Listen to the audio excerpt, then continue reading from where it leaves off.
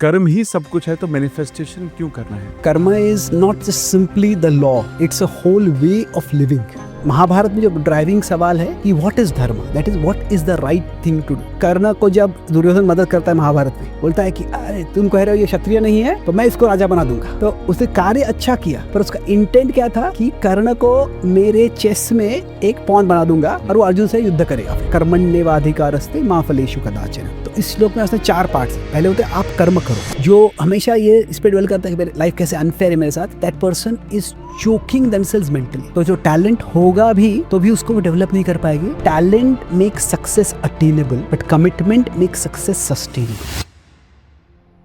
क्या ये पास कर्मा इसी लाइफ के कर्म है जो हमने सीखा या देखा, या वो हमारे पिछले जीवन के भी कैरी फॉरवर्ड होते हैं? गीता में जो बताया गया है कि आप कर्म करते रहो thinking that I am entitled to the results. Bhagavad Gita के अनुसार आज के वक्त में मैं क्या करूं कि मैं जीवन में उस क्लाउड में अच्छे कर्म ही भेजता रहूं। एक है अर्जुन जब पूछ रहे पृच्छामि त्वाम धर्म सम्मूढ़चित, मैं जानना चाहता हूँ धर्म क्या है। कृष्ण कहते हैं मैं धर्म संस्थापनार्थाय संभवामि युगे, मैं धर्म की स्थापना करने के लिए आया हूं। ये 2 अलग प्रकार के धर्म है।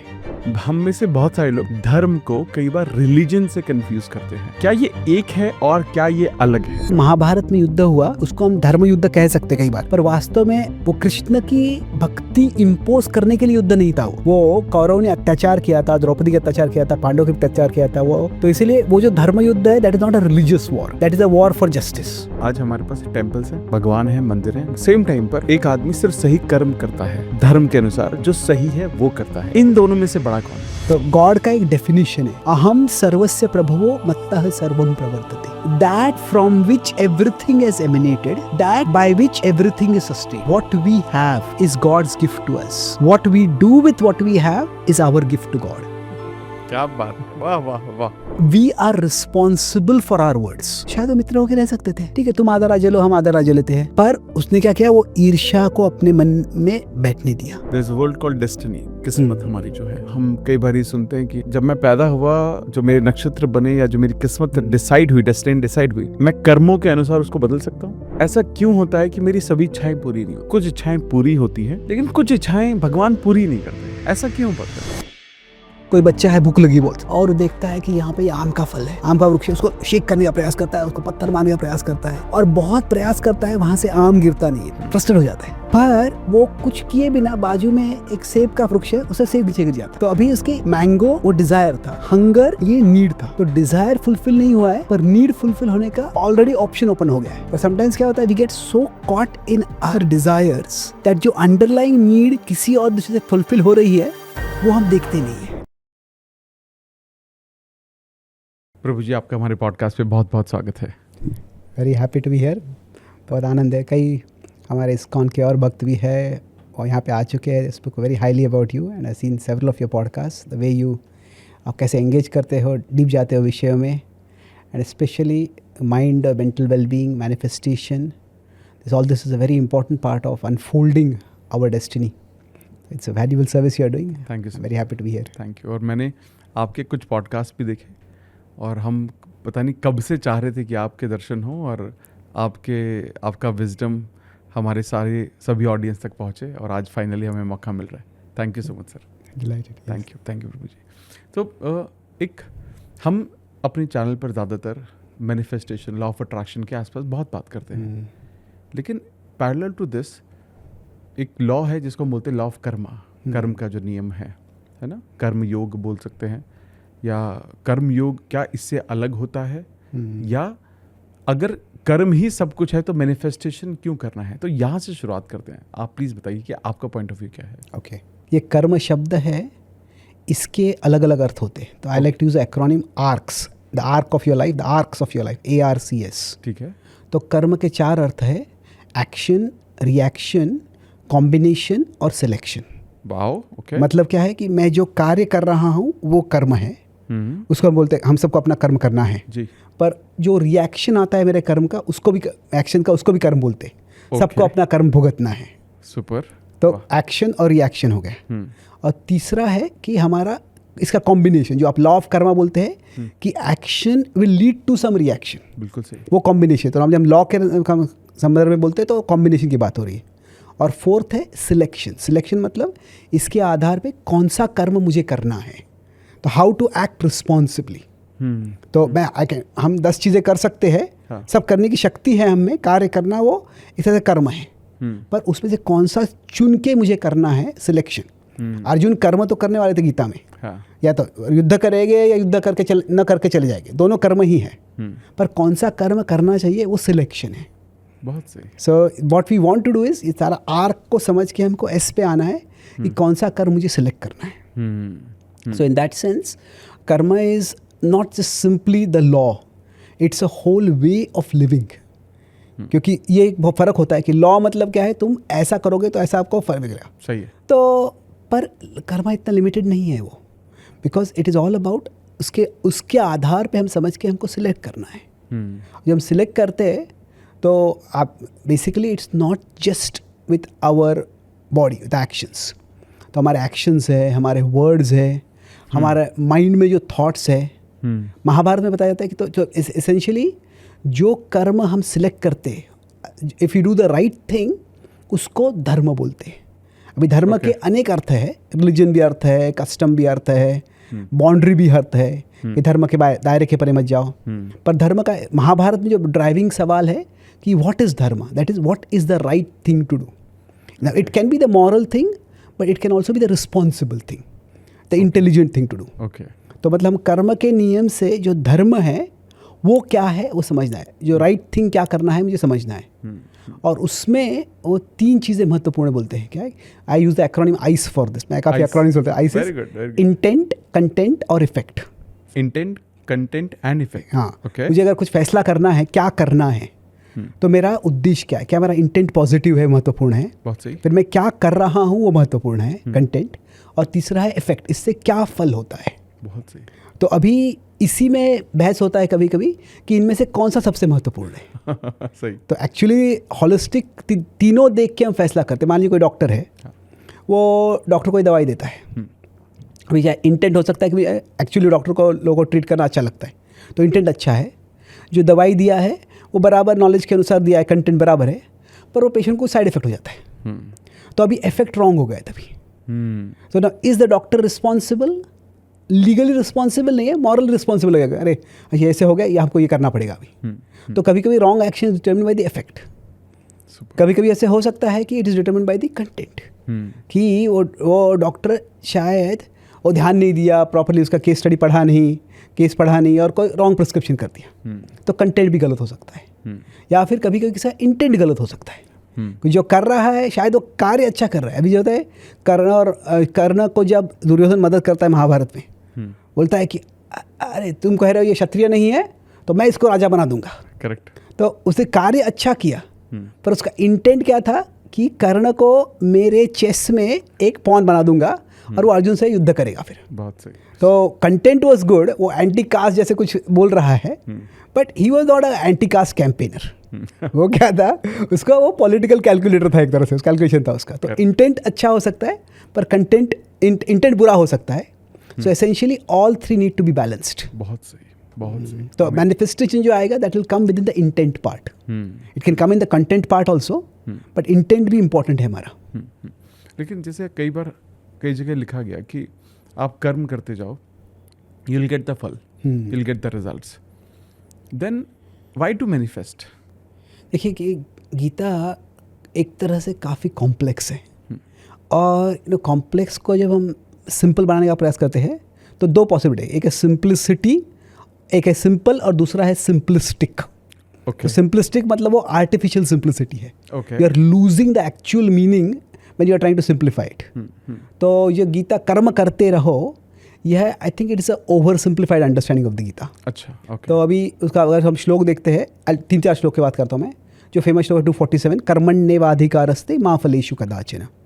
तो इस श्लोक में उसने 4 पार्ट्स है. पहले होते हैं आप कर्म करो, और आपको कर्म करने का अधिकार है. अधिकार का हमारे आजकल के लैंग्वेज में अथॉरिटी बोलते हैं, राइट बोलते हैं.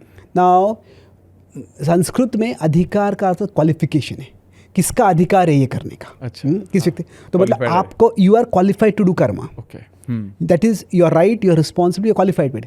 माँ फलेषु कदाचन. पर फल पे don't think you are entitled to it. तो पर थर्ड पार्ट क्या है, माँ कर्मफल हेतुर्भुर। क्यों? तुम ये मत सोचो कि तुम्हारा कर्म ही फल का कारण है। माँ कर्मफल हेतु, हेतु इज तुम्हारा कर्म ही फल का हेतु है, ये मत सोचो। और आखिरी है माते संगोस्तु अकर्मणि, पर इसलिए ये मत सोचो कि कर्म ही नहीं करना है मुझे। तो अभी ये श्लोका थोड़ा पजलिंग लगता है। हाँ. तो one way to understand it is that कि जो भी हम कर्म करते हैं और फल आता है, तो at one level law of karma is very simple कि एक्शन से रिजल्ट होता है, कॉज से इफेक्ट होता है। बिल्कुल सही. ये सत्य है, पर इसमें ये थोड़ा सटल क्यों होता है कि it is not always say action one will lead to result one. सही. अभी कई बार हो सकता है कि मेरा एक्शन वन है पर इसके पहले मैंने एक्शन ज़ीरो किया है, तो A0 + A1 will lead to result. मान लीजिए मैं किसी से मिलता हूँ, मैं उससे बहुत पोलाइट बात कर रहा हूँ और वो मेरे साथ बहुत कोल्ड है, तो मैं बोला कितना रूड है ये, कैसा है। पर शायद ऐसा हो सकता है कि I had been cold with him in the past, तो अभी वो सोचते कि तुमसे एक नकाब है या तुम एक्चुअली बदल गए हो। बहुत सही. करेक्ट. तो कई बार क्या होता है कि हमें जो रिजल्ट मिलता है वो इमीडिएट एक्शन का नहीं होता है। तो the Gita explains karma by expanding karma. तो इसीलिए वो क्या अभी सॉरी 3 चीज़ें आ गई इसमें, मैं प्रेजेंट एक्शन, रिजल्ट और पास्ट एक्शन। तो अभी तीनों इन्वॉल्व होते हैं। तो अभी कभी कभी ऐसे हो सकता है कि मैं 100 प्रेजेंट एक्शन करता हूँ, 100 का मुझे रिजल्ट मिल जाता है। नॉर्मली होता है कभी कभी ऐसे, आई एम फीलिंग वीक, मैं कुछ एनर्जी ड्रिंक लेता हूँ, मुझे एनर्जी आ जाता है। करेक्ट. और तभी कॉजल लूप कंप्लीट हो गया वो। बिल्कुल सही. कुछ लोगों ऐसी बीमारी होती है, वो they take food, they take energetic drinks, पर क्या बॉडी ड्रेन होता है, एनर्जी आता नहीं है, बिल्कुल सही. तो मतलब बॉडी में कुछ और प्रॉब्लम है। तो वैसे क्या है कि sometimes I may put in work 100 पर मुझे रिजल्ट 10 ही आएगा शायद, सही है. क्योंकि पास कर्मा से -90 आ रहा है। तो ये कई बार हमको अनफेयर लगता है। पर अगर हम ऑनेस्ट हो गए तो कई बार ऐसे होता है कि हम सिर्फ 10 का कर्म डालते हैं पर 100 का भी रिजल्ट आता है। ये भी. तो तभी +90 आ रहा है। तो ये वास्तव में बचपन से मेरी माँ ने मुझे मैथमेटिकली नहीं सिखाया, पर मुझे मैं जब 1 साल का था तो मेरी माँ, हम चंद्रपुर महाराष्ट्र में रह रहे थे। Okay. मेरी माँ मुझे एक क्लिनिक में लेके गई पोलियो के वैक्सीन देने के लिए, पर वो थोड़ा सा छोटा शहर था, तो तब है पिछले रात वहाँ पे वहाँ पावर सप्लाई चला गया था, तो क्लिनिक में जो फ्रिज था वो गर्म हो गया, तो वैक्सीन वो कंटेमिनेट हो गया तभी। Okay. और न तो वो डॉक्टर ने देखा ना अटेंडेंट ने देखा, तो उसमें जर्म्स ज़्यादा मल्टीप्लाई हो गए और वही वैक्सीन मुझे दिया गया, तो पोलियो अवॉइड करने के जगह पे उसी के कारण पोलियो हो गया मुझे। सो आई वॉज अबाउट 1 और I was just learning to walk, और मैं गिर गया, तब से नॉर्मली कभी चल नहीं पाया मैं।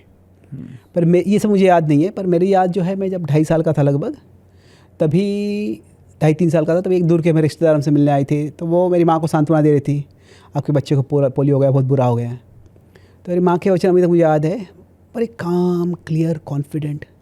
वो बोली कि what ever he lakhs physically, God will provide him intellectually. क्या बात है, वाह वाह वाह वाह। तो अभी पता नहीं उन्होंने तभी उस समय क्यों बोला ये, क्या उनकी वो आशा थी, क्या उनकी प्रार्थना थी, उनके आशीर्वाद थे, या उनका निरीक्षण था, कुछ ऑब्जर्व किया था उन्हें। पर जो भी है वो मेरे साथ रहा मेरे में। और जब पढ़ाई करने लग गया तो मैं देखने लग गया कि सही में एक्चुअली आई कुड रिमेंबर अच्छे से कर पाता था, मैं तेज़ी से पढ़ पाता था, एक्सप्रेस भी कर पाता था अच्छी तरह से, तो पढ़ाई में मैं काफ़ी अच्छा हो गया। तो हमारे नेबरहुड में एक लड़का था जो एथलेटिक्स में बहुत अच्छा था। अच्छा, ओके। और मैं एथलेटिक्स में 0 था। तो वो मेरा मज़ाक उड़ाता था, थोड़ा लंगड़ा वगैरह बोला करता था, तो थोड़ा I used to feel annoyed by that. तो एक दिन मेरी माँ ने मुझे बुलाया, कि वो लड़के की माँ जो है उससे मिलने आई थी, बोली थी कि वो थोड़ा मैथ्स में स्ट्रगल कर रहा है। तो मैं मैथ्स में अच्छा था, बोले तुम मैथ्स में उसको थोड़ा मदद करो। तो मैं बोला मुझे नहीं करना है मदद।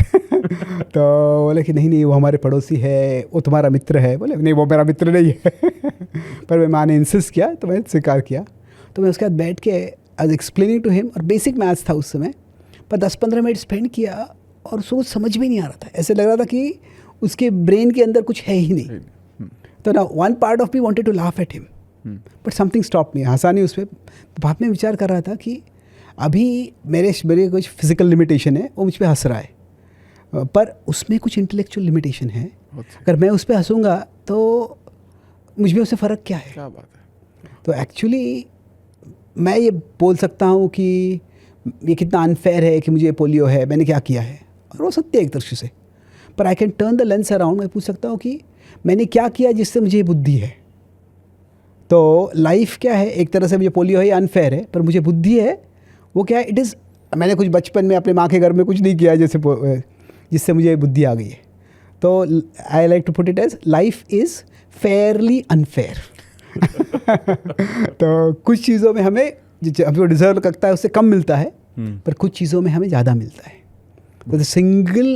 तो मैं जो कर्मा सिलेक्शन की बात कर रहा था, the single biggest decision will make is in our life will be क्या मेरा जीवन कैसे अनफेयर है उस पर फोकस करूँगा या कैसे फेयर है उस पर फोकस करूँगा.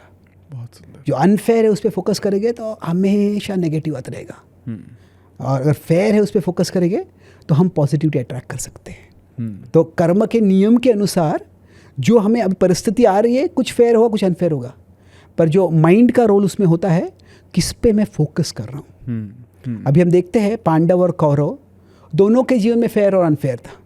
क्या दुर्योधन था, वो कह सकता था कि अरे मेरे पिता अंधे क्यों हैं, अगर अंधे नहीं होते तो वो राजा बन जाए, मैं सीधा राजा बन जाता था. उनके लिए वो अनफेयर था, उसके लिए अनफेयर था. पांडव क्या था, उनके पिता बचपन में ही गुजर गए, तो अभी वो भी अनफेयर है. अभी कौन सा अनफेयरनेस ज़्यादा है, कौन सा अनफेयरनेस ज़्यादा है, ये कंपेयर नहीं कर सकते. सबके साथ अनफेयर होता है, पर अभी पांडवों ने क्या किया, भले ही कौरव ने कहा उनके साथ अनफेयरनेस किया, उनको राज्य नहीं दिया, उनको खांडव का जंगल दे दिया. ठीक है, ये है, इसी को हम डेवलप करते हैं. तो जो हमारे पास है उसको डेवलप करना, ये माइंड का फ्रेम ज़रूरी है. एंड इसमें हमारा माइंड का पॉजिटिविटी है, माइंड का अलाइनमेंट है, माइंड का जो ओवरऑल ओरिएंटेशन है. ये भगवद्गीता में आगे वो चेष्टा की बात करते हैं, एंडेवर. जो हम चेष्टा कर रहे हैं वो केवल फिजिकल एंडेवर नहीं होता है, वो मेंटल एंडेवर भी होता है. तो जो हमेशा ये इस पर डेवलप करता है कि मेरे लाइफ कैसे अनफेयर है मेरे साथ, that person is choking themselves mentally. तो जो टैलेंट होगा भी तो भी उसको वो डेवलप नहीं कर पाएंगे, क्योंकि कॉन्स्टेंटली वो मन में खुद को सैबोटाज कर रहा है, मन को खुद को सफोकेट कर रहा है. सो इन दैट सेंस कर्म से हमारी परिस्थिति निर्धारित होती है, पर उसको हमें टैप करना है. वो जो टैप करना है उसके लिए हमें पॉजिटिविटी के साथ एंडेवर करना है अभी. और वो नहीं करेगा कोई व्यक्ति, तो फिर जो कर्म में लिखा है, अभी कम जो कहते हैं कर्म में लिखा होता है, there are two kinds of things in it. One is some good things happen by luck for us, किसी की लॉटरी लग जाती है. वो एक तरह से कर्म, पूर्व कर्म से हमको रेडीमेड गिफ्ट मिल गया है वो. पर much of what we get by karma is potentials. It is not like a treasure, it is a seed.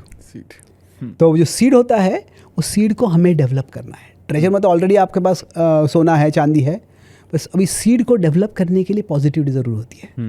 और वो नहीं होगी तो हम उससे डेवलप नहीं कर पाएंगे. तो इसलिए karma, understanding that the mind plays a role, it is very integral within karma. It's not that mind को हम सबसे कुछ कर्म से होने वाला है, पर कर्म से जो करना है मुझे, जो उससे मुझे प्राप्त करने का पोटेंशियल है, पोटेंशियल को टैप करने के लिए जो मुझे एफर्ट करना है, वो एफर्ट अगर मैं नहीं करूँगा तो वो रिजल्ट नहीं आएगा. जो 18 चैप्टर में तो अभी जो बोला मैं यहाँ पे कि प्रेजेंट और पास्ट दोनों मिलके रिजल्ट आता है जी.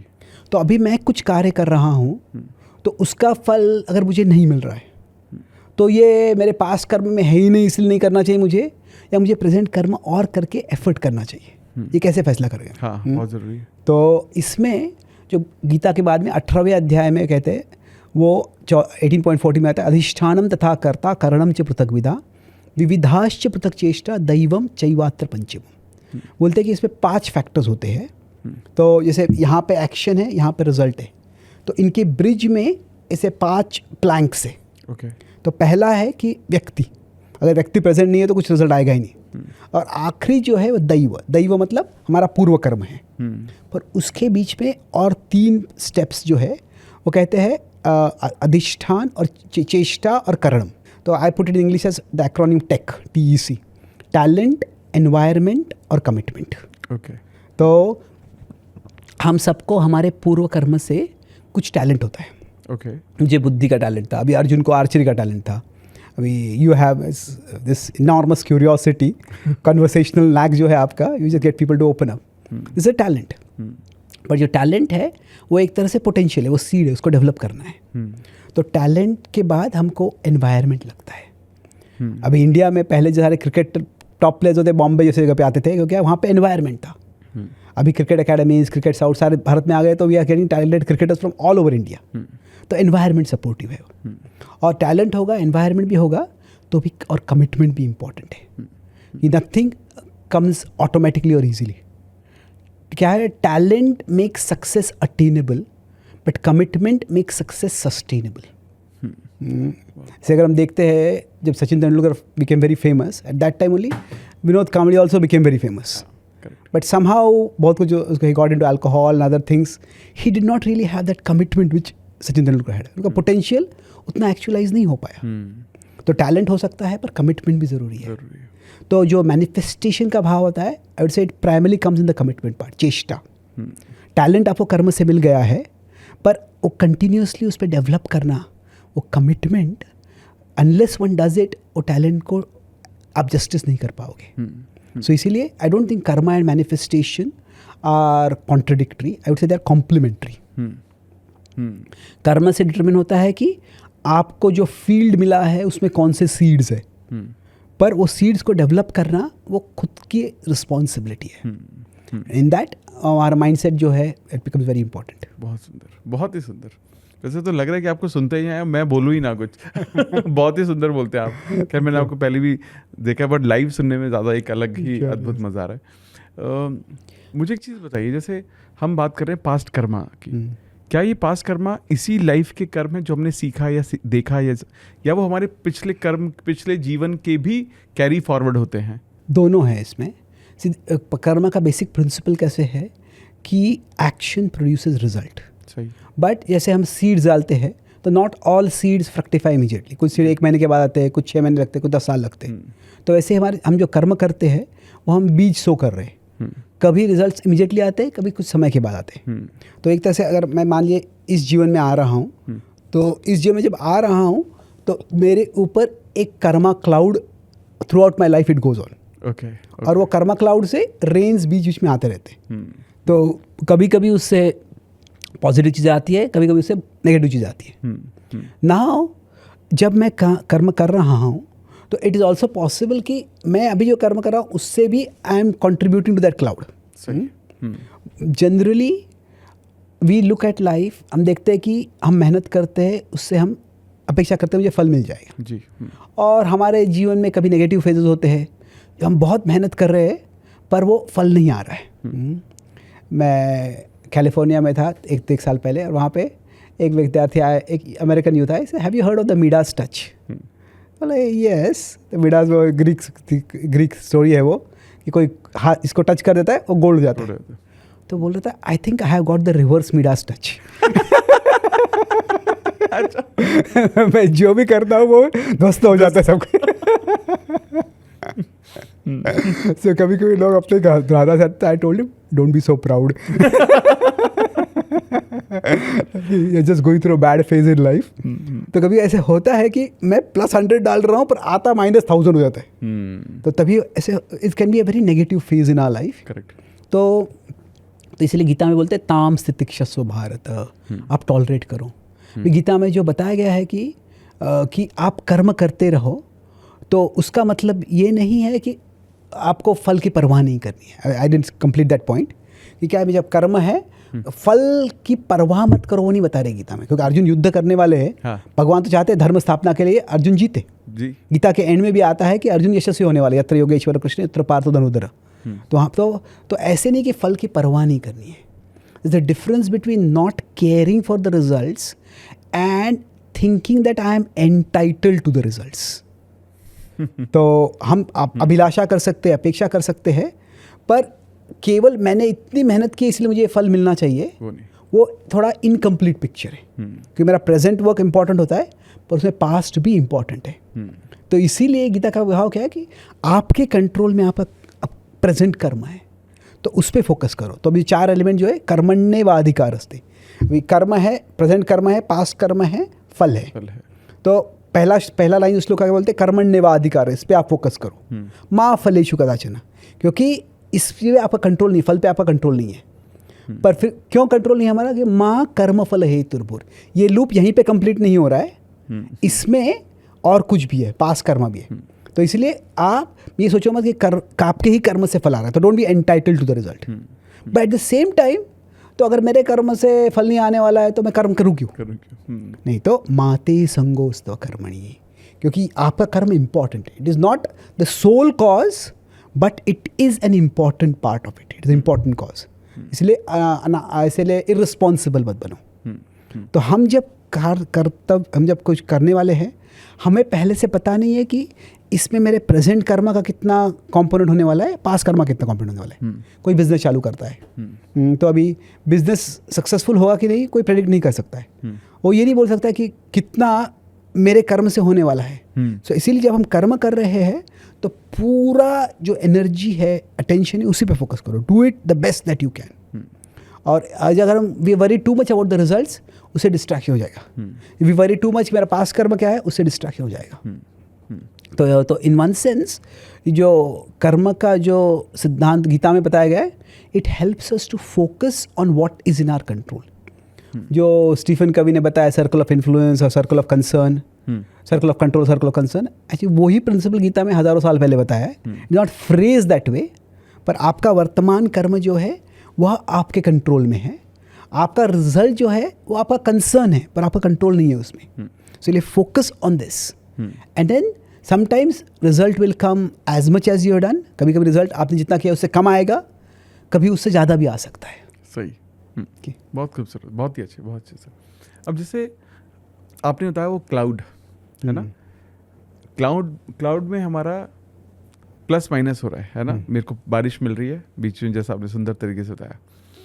मैं आज के भगवत गीता के अनुसार आज के वक्त में मैं क्या करूं कि मैं जीवन में उस क्लाउड में अच्छे कर्म ही भेजता रहूं, प्लस ही डालता रहूं उसमें। पॉजिटिव कर्मा आज के वक्त में क्या है? देखिए, कर्मा का दो एस्पेक्ट्स है। एक है द टाइमलेस प्रिंसिपल्स। कर्म का जो मैं लास्ट एस्पेक्ट है सिलेक्शन। तो सिलेक्शन में जो मैं बोला कि राइट कर्मा इज आर धर्मा। तो धर्म की एक तो टेक्निकल डेफिनेशन बोलूँगा, आई विल एक्सप्लेन इट। धर्म के गीता में 2 श्लोक आते हैं और काफ़ी अलग लगते हैं वो। एक है अर्जुन जब पूछ रहे पृच्छामि त्वाम धर्म सम्मूढ़, तो मैं जानना चाहूँ तो धर्म क्या है। पर गीता का जो प्रसिद्ध श्लोक है 4.8, उसमें कहते हैं कि कृष्ण कहते हैं मैं धर्म संस्थापनार्थाय संभवामि युगे युगे, मैं धर्म की स्थापना करने के लिए आया हूँ। ये 2 अलग प्रकार के धर्म हैं ये। क्या है कि एक है इंडिविजुअल धर्म, कि जब मैं कहीं if I belong to collective, अगर मैं रोड पे जा रहा हूँ तो ड्राइव कर रहा हूँ तो मैं एक इंडिविजुअल हूँ और ट्रैफिक रूल्स को फॉलो करना ये मेरा धर्म है। सही है। तो whenever an individual belongs to collective, तो वो कलेक्टिव में कैसे हारमोनियसली बिलोंग करना है वो व्यक्ति का धर्म है। पर साथ साथ ये केवल एक डायरेक्शन में नहीं है। इंडिविजुअल का कलेक्टिव के लिए धर्म है, पर कलेक्टिव का इंडिविजुअल के लिए भी धर्म है। मतलब क्या है कि अगर मैं ट्रैफिक के रूल्स फॉलो कर रहा हूँ तो ट्रैफिक पुलिस ने मुझे मेरे जाति के अनुसार, मेरे नेशनैलिटी के अनुसार, मेरे जेंडर के अनुसार मुझे डिस्क्रिमिनेट करके मुझे कोई फाइन देना, ऐसे नहीं करना चाहिए। तो अर्जुन जो पूछ रहे हैं कि मैं एक इंडिविजुअल हूँ, मैं कलेक्टिव के लिए मेरा धर्म क्या है। और जो कृष्ण बता रहे हैं कि मैं धर्म संस्थापनार्थाय, मतलब the collective should do right to the individual. तो धर्म दोनों साइड से है। सो हम तो ब्रॉडली राइट, आपका सवाल ये था कि what is the right Karma for us. वो इट डिपेंड्स ऑन हम कौन से कलेक्टिव में हैं, उस कलेक्टिव में how do we belong harmoniously. अगर हम यहाँ पे बैठे हैं पॉडकास्ट में बात कर रहे हैं तो अभी ये कलेक्टिव है, इसमें द इंडिविजुअल क्या है कि how do I belong. You ask some questions, I give some answers. अगर आप एक सवाल पूछ रहे हैं, मैं कुछ और ही बोलने लग गया, तो क्या है, वो भी एक प्रकार का अधर्म हो जाए। It's not just immorality, it is improper belonging. कोई क्लासरूम में है और अगर टीचर अपेक्षा करते हैं कि स्टूडेंट्स ध्यान देके सुने और वो सीखे, तो टीचर की ये एक स्टूडेंट का धर्म है कि वो अटेंशन दे, पर टीचर का भी ये धर्म है कि वो टीचर ऐसे कुछ बोले जिससे it's worth paying attention to. तो धर्म जो है दोनों साइड में होता है। तो धर्म का एक कहते हैं the right karma is that which by which the individual contributes to the collective और the collective contributes to individual. और दोनों अगर होगा तो दोनों का फ्लरिशिंग होगा। इंडिविजुअल भी फ्लरिश होगा, जो कलेक्टिव है वो भी फ्लरिशिंग होगा। तो अभी कभी कभी दोनों में, कभी कभी इंडिविजुअल कंट्रीब्यूट नहीं करता है, कभी जो कलेक्टिव होता है वो उसका अपना रोल नहीं करता है, तो उसे दोनों में उसको धर्मस्य ग्लानि कहते हैं। धर्म रॉन्ग जा रहा है। अभी पॉलिटिक्स में हम कहते हैं पॉलिटिकल लेफ्ट होता है, पॉलिटिकल राइट होता है। हाँ. तो जो पॉलिटिकल राइट होता है it focuses on individual responsibility कि तुम तो ये सिस्टम ठीक है, तुम और मेहनत करो, तुम जिम्मेदार बनो, you fit in the system will succeed. तो the way I put in English is the right is concerned with what is right in the system and the left is concerned with those who are left out by the system. तो left कई बार कहता है कि collective को change करना चाहिए, social justice चाहिए, सोशल चेंज चाहिए, तो हमको कलेक्टिव की रिस्पॉन्सिबिलिटी और इम्प्रूव करनी है। तो दोनों का जो दोनों धर्म के अंदर के दायरे में ही आता है। करेक्ट। तो कभी कभी इंडिविजुअल को और इम्प्रूव करना है, कभी कलेक्टिव को और इम्प्रूव करना है। अभी इंडियंस में I travel almost 6 months a year, I am outside India speaking tours. तो अभी इंडियन्स विश्व में जहाँ भी जाते हैं they always become very responsible citizens. America में कहते हैं वो Indians are the model minority, मतलब क्या, law abiding, tax paying, family raising. वो देर ऑफकोर्स कभी कभी एनवी भी हो जाता है उनके प्रति, बट क्या है कि Indians individually they are doing well for the collective. America में जाके वो वहाँ पे दे आर डूइंग वेल, पर उनको इंडिया में लगता है कि हम यहाँ पे मेहनत करेंगे पर collective is not doing well for us. हम टैक्स पे करते हैं पर फिर भी रोड में फ्लडिंग होता है, हम टैक्स पे करते हैं तो बेसिक फैसिलिटीज़ नहीं है। तो अभी थोड़ा 10-15 साल में थोड़ा इंडिया चेंज भी हो रहा है, ऐसे नहीं है। तो पॉइंट ये है कि धर्म जो है इंडिविजुअल को कलेक्टिव की ओर करना है, कलेक्टिव को इंडिविजुअल की ओर करना है। दोनों जब हो जाता है तो society can flourish, individual can flourish. तो इसीलिए karma is timeless but it's also timely. Timeless principle क्या है, इंडिविजुअल और कलेक्टिव में हार्मनी है, पर टाइमली प्रिंसिपल क्या है कि हम कौन से कलेक्टिव में हैं अभी और उस कलेक्टिव में मुझे कैसे बिलोंग करना है। तो 100-200 साल पहले एनवायरमेंटल कॉन्शियसनेस इतना नहीं था, शायद ज़रूरी भी नहीं था क्योंकि इतना हम एनवायरमेंट को डैमेज नहीं कर रहे थे। अभी हम एनवायरमेंट को काफ़ी डैमेज किया है तो एनवायरमेंटल कॉन्शियसनेस ज़रूरी हो गया। So that we can say will be our environmental dharma. तो दैट्स वाई धर्म को एक कॉन्टेक्चुअल टाइमली एस्पेक्ट भी है उसका।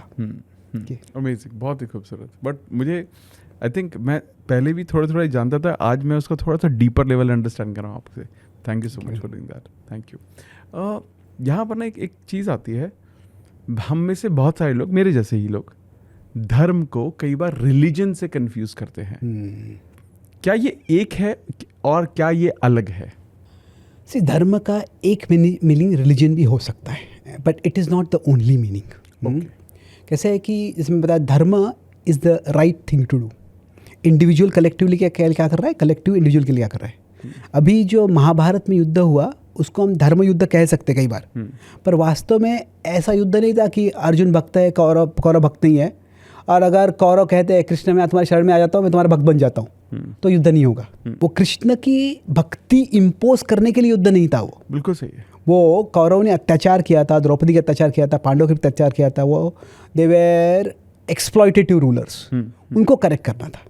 तो इसीलिए वो जो धर्म युद्ध है that is not a religious war, that is a war for justice. तो यद्यपि तो धर्म जो शब्द है इस्तेमाल किया जाता है वो अभी हम उसको रिलीजन के रूप में इस्तेमाल कर रहे हैं, और हम जो जिस कलेक्टिव में रहते हैं उसमें एक कलेक्टिव रिलीजन भी है। पर रिलीजन में उसका एक स्पेशलिटी है कि religion is meant to connect us with God, with ultimate reality, but at present it is one collective.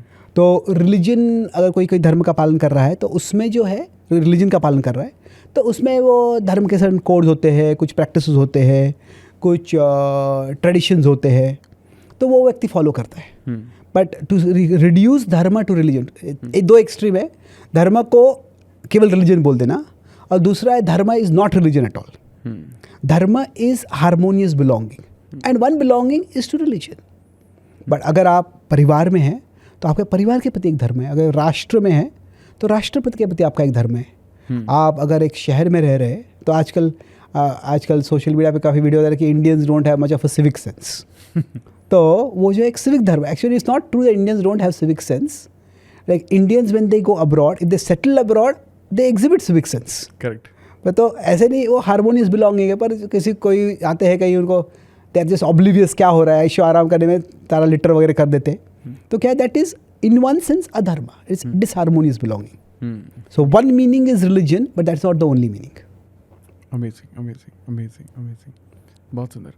तो आज के वक्त में आपके अनुसार हम बहुत सारी चीज़ें देखते हैं. आज हमारे पास टेम्पल्स हैं, भगवान हैं, मंदिर हैं, भगवान श्री कृष्ण हैं, है ना. तो बहुत लोग मंदिर जाते हैं, पूजा पाठ करते हैं, जो करना चाहिए. हमारे पास इस्कॉन है, इतने सारे वर्ल्ड वाइड. सेम टाइम पर एक आदमी सिर्फ सही कर्म करता है, धर्म के अनुसार जो सही है वो करता है. इन दोनों में से बड़ा कौन है? गीता में जो धर्म बताया है और पराधर्म बताया है. धर्म पराधर्म. अभी कैसे है कि छोटा नन्हा बच्चा होता है, नवजात है, वो माँ उसको अपना स्तन से दूध पिलाती है. जी. जो दूध पिला रही है वो माँ के प्रेम का बड़ा इंटीमेट लक्षण है वो. करेक्ट. तो it is the mother's love for the child. पर क्या is it only the mother's love? क्योंकि क्या है, जब बच्चा जन्म लेते हैं तो ऐसे नहीं है कि माँ कुछ स्पेशल करती है जिससे उसके स्तन में दूध आ जाता है. जो भगवान ने उस माँ के गर्भ से बच्चे को लाया है, उस बच्चे के लिए जो दूध दिया है, भगवान ने उसके स्तनों में दूध दिया है. जी. तो मतलब क्या है, that is the love of the mother and that is the love of God coming through the mother. तो ये जो है, इसलिए वो श्लोक है, त्वमेव माता च पिता त्वमेव बंधु च सखा त्वमेव विद्या द्रविणम त्वमेव सर्वम मम देव देव. तो जो भी हम इमीडिएट सर्कल्स को बिलोंग करते हैं, उसके प्रति ग्रैटिट्यूड रखना, उसके प्रति ड्यूटी करना इस ज़रूरी है. तो वो हमारा धर्म है. पर ये समझना कि हम जो भी सर्कल है, मेरा फैमिली हो सकता है, मेरा कम्युनिटी हो सकता है, मेरा कंट्री हो सकता है, ये सारे जो है एक सबसे बड़े सर्कल के अंदर है, और वह है भगवान. भगवान को कोई बोलता है मंदिर में ये विग्रह है या ये व्यक्ति इतिहास में आए थे वो भगवान है. That is true. पर कभी कभी क्या होता है, we focus too much on the depiction and forget the definition. तो गॉड का एक डेफिनेशन है. गीता में क्या होता है कि अहम सर्वस्य प्रभवो मत्तः सर्वम प्रवर्तते.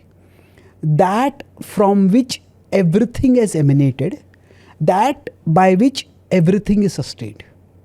वो ऐसा कोई परम सत्य है जिससे सब कुछ आया है, जिससे ज़रा सब कुछ मेंटेन अभी हुआ है. तो दैट इज़ गॉड. तो क्या है कि हम जिस सर्कल में हैं उसमें हमें रिस्पॉन्सिबली कार्य करना चाहिए. पर अगर उतना ही करेंगे हम, उसके अलावा और कुछ नहीं करेंगे, तो फिर we are not seeing the full picture. कई बार ऐसे हो जाता है कि मैं मेरे राष्ट्र से प्रेम करता हूँ, अच्छी बात है, वो पैट्रियोटिज्म है. पर मैं सोचता हूँ कि मेरा राष्ट्र सबसे बड़ा होना चाहिए. तो फिर क्या होता है, वो फैशिज्म हो सकता है. वो जैसे हिटलर का क्या, हमारा कंट्री सब विश्व को रूल करना चाहिए. तो when my devotion, my dutifulness is restricted to any one small hole, उससे दो प्रॉब्लम्स है. उससे फ्रैगमेंटेशन हो सकता है, मैं बाकी कुछ देख नहीं रहा हूँ. पर उससे क्या हो सकता है, उससे डोमिनेशन भी हो सकता है. मैं यही देखूंगा, उसके अलावा कुछ और देखूंगा ही नहीं. तो इसीलिए हमें समझना है कि यह इस जिस पे बिलोंग कर रहा हूँ उसके प्रति जो ड्यूटी है रिस्पॉन्सिबली करनी है. बट ये जो होल है, it is a part of the ultimate reality. तो वो अल्टीमेट रियलिटी को भी मुझे बिलोंग करना है. तो मतलब हमारे जो कर्तव्य है, जिम्मेदारी से हम करते हैं और भगवान की भी भक्ति करते हैं. गीता में बताएगा माम अनुस्मर युध्य च. माम अनुस्मर जो है भक्ति का है. मतलब क्या है, you belong to the ultimate reality. तो आप स्मरण करो भक्ति से, श्रद्धा से, वो अल्टीमेट रियलिटी से कनेक्टेड रहो. पर अभी अर्जुन तुम योद्धा हो, तुम इस रियलिटी में बिलोंग कर रहे हो, इस कलेक्टिव में, यहाँ पे भी आपका कर्तव्य करना है. सो ये मेरा गीता फॉर द CEO जो किताब है, उसमें मैं बोला कि कैसे है कि हमारा लाइफ जो है, कैसे है कि what we have is God's gift to us. What we do with what we have is our gift to God. क्या बात है, वाह वाह वाह वाह, बहुत इंपॉर्टेंट, अमेजिंग. एक चीज़ मुझे बताइए, भगवान ने अर्जुन को ही क्यों चुना? यस. तो अभी इसका एक आई थिंक इसके द 2 levels ऑफ रीजंस. ऐसा जो शास्त्र है ना, जब उसको अलग अलग स्तर पे पढ़ सकते हैं, तो I use the acronym LEAD for that. 4 levels: literal, ethical, allegorical और डिवोशनल. लिटरल मतलब क्या, ये घटना हुई, वो ड्रामेटिक है. कोई लोग महाभारत की मूवी देखने जाते हैं, टीवी सीरीज देखते हैं, वो मनोरंजन हो जाता है, कोई ऐसा मूवी देखे ये देखे, वो लिटरल है। एथिकल मतलब यहाँ पे नैतिक विचार हो रहा है, क्या सही कार्य है क्या सही कार्य नहीं है। तो जब एथिकल लेवल पे हम शास्त्र को पढ़ते हैं तो उससे हमें हमारे डिसीजन मेकिंग में मदद होता है। अच्छा, रावण इतने काम वासना के चला गया, दुर्योधन इतना ईर्ष्या कर रहा था, तो ये गलत है, ऐसे नहीं करना चाहिए। तो एथिकल हम कुछ सीख सकते हैं। एलिगोरिकल मतलब वो उसमें सिंबॉलिक कुछ है। तो कुरुक्षेत्र ये वास्तव में हमारी वो एक हिस्टोरिकल रियलिटी है, पर वो एक इटर्नल रियलिटी भी है। हमारा जैसे हमारा शरीर एक रथ के समान है और शरीर में आत्मा है और भगवान परमात्मा भी है, जैसे अर्जुन और कृष्ण जो थे। तो सब कुछ पूरा शास्त्र एलिगरी नहीं है, पर शास्त्र में सिंबॉलिज्म भी है। और आखिरी जो डी है डिवोशनल, सो LEAD। तो डिवोशनल स्तर पे अगर हम देखते हैं तो Arjun is the greatest devotee. तो जब पांडु पुत्र अलग अलग पुत्र चाहते हैं तो सबसे पहले सोचते हैं कि मेरे पुत्र राजा बनने वाले हैं तो उनको धर्म ज़रूरी है, धर्म का ज्ञान ज़रूरी है, तो मुझे ऐसा पुत्र चाहिए जो धर्मनिष्ठ हो। तो वो तभी उनको युधिष्ठिर प्राप्त होता है। फिर सोचते हैं कि धर्म तो अच्छा है पर धर्म के बिना शक्ति के बिना होगा तो चलेगा नहीं, जैसा पुत्र चाहिए बड़ा शक्तिशाली चाहिए वो। तो शक्ति फिर भीम मिलता है उनको। फिर बाद में वो कहते हैं कि हाँ धर्म और शक्ति ज़रूरी है पर अल्टीमेटली भक्ति ज़रूरी है, तो तभी उनका अर्जुन होता है। तो जो डिवोशनल स्तर पे है कि Arjun was the greatest devotee. पर उसके साथ साथ जो एथिकल स्तर पे देखते हैं तो अभी जो युद्ध होने वाला था उसमें सबसे कठिन जो कर्तव्य था वो अर्जुन का था।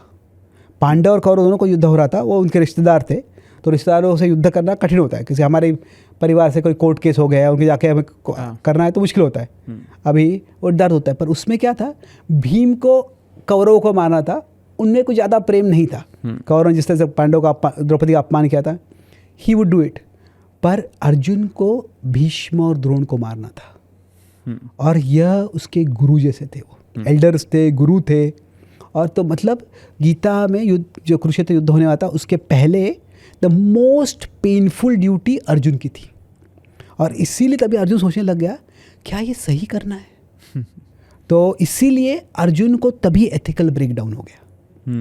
और एट दैट टाइम इसीलिए अर्जुन से पूछते कि पृच्छामि त्वाम धर्म सम्मूढ़ चेतः, कि धर्म क्या है मुझे बताओ। और फिर तभी कृष्ण धर्म क्या है वो संदेश देते हैं। अभी युधिष्ठिर को वैसा, युधिष्ठिर भी धर्मराज है, पर युधिष्ठिर को इतना कठिन युद्ध नहीं करना था, क्योंकि Yudhishthir was not going to kill Bhishma and Drona.